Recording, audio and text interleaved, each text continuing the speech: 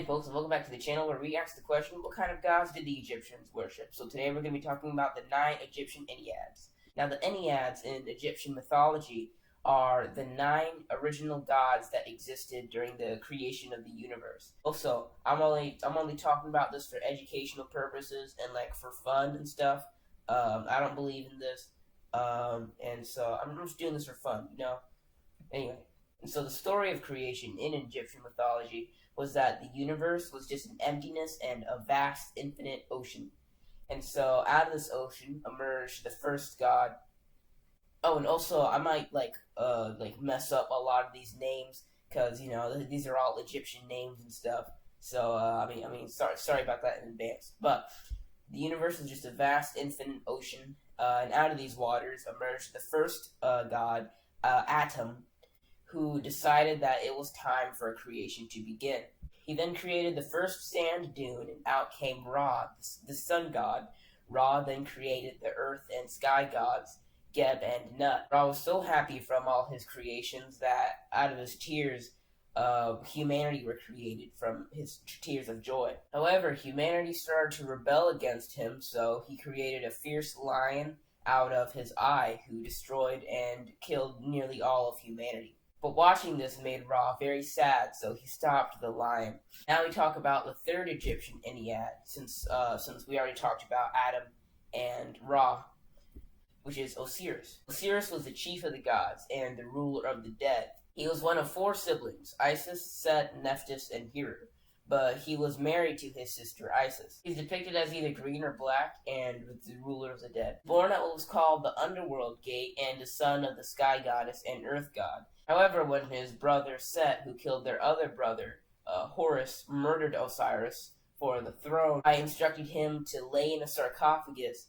which he closed the lid, sealed it with lead, and sent it floating along the Nile River. However, his body was washed ashore and was found by Isis and Nephthys. But Set heard about this and cut Osiris into 14 pieces and scattered them all throughout Egypt. And but Isis and Nephthys searched all throughout Egypt to find all pieces of Osiris and put them all together, therefore creating the first mummy and then being resurrected. After that is Tethnutz, the goddess of moisture and rainfall, and was the twin sister and wife of Shu, who were created by their father Ra, who created the twins with his spit. She's portrayed as a woman with the head of a lion, and whenever she cried, it let plants thrive. After that is Shu, who was the god of wind and air. He is sometimes portrayed as a man with a lion's head holding an ankh. There's not really a lot interesting about him, so we'll just move on. Next up is Geb, who was the god of the earth. He's portrayed as a green man with plants on his back and a cobra around his neck. He's pretty much the judge for the gods and kept the world in order, where he would bring order to disputes, most famously between the battles between Horus and Set, which we'll get into in a couple minutes. After that is Nut, who was the goddess of the sky. It said that she swallowed the sun at dawn and birthed it in the morning. And she's depicted as, well, the sky. In art, however, she's shown to be a woman arched over the earth god, Geb. Isis was the god of motherhood and fertility. She is the mother of Horus, and when she birthed her son, it's said that her tears were so happy that they formed the Nile River. And right after that is Nephthys, who is the god of death and funerals. She's the sister and wife of Set, but she couldn't bear children. And because of this, the Egyptians associated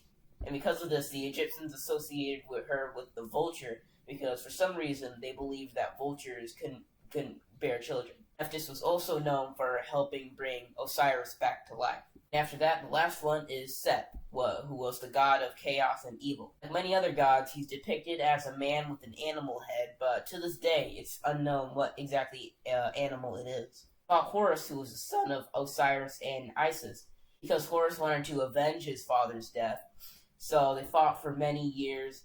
Set was eventually defeated. However, the gods knew that Set had a lot of potential, so he would sail on Ra's ship, protecting it from the serpent Apophis. So that wraps up all 9 of the Egyptian Enneads. Hope you enjoyed the video, and if you didn't, then leave a hate comment down below. And I just might see you in the next one. Bye, folks.